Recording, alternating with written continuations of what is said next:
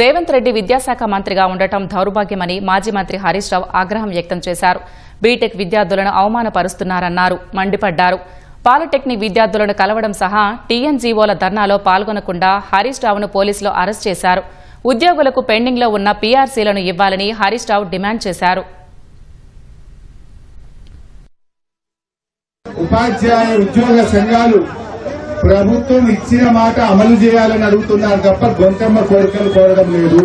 ఆనాడు కాంగ్రెస్ పార్టీ తన మేనిఫెస్టోలో ప్రభుత్వం వచ్చిన 6 నెలల్లోనే పీఆర్సీ అమలు చేస్తామని మీకు మాట ఇచ్చారు.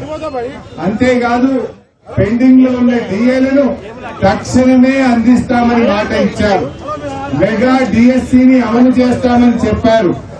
అంతేకాదు మా సిపిఎస్ ఉద్యోగులను ఓపీఎస్ ఉద్యోగులుగా మారుస్తామని ఆ రోజు మాట ఇచ్చారు. కానీ మూడేళ్లైనా పీఆర్సీకి మోక్షం లేదు. సిపిఎస్ ఓపీఎస్ విషయంలో ఇప్పటి వరకు ప్రభుత్వంలో చలనం కూడా లేనటువంటి పరిస్థితి ఉన్నది. ఆ రోజు ఎంప్లాయీస్ హెల్త్ స్కీమ్ మీ అందరి కోరిక మేరకు ఆ రోజు ఈహెచ్ఎస్ స్కీమ్ ను వైద్య ఆరోగ్య శాఖ మంత్రిగా 1% కాంట్రిబ్యూషన్ తో ఆ రోజు ప్రభుత్వం తీసుకొచ్చింది.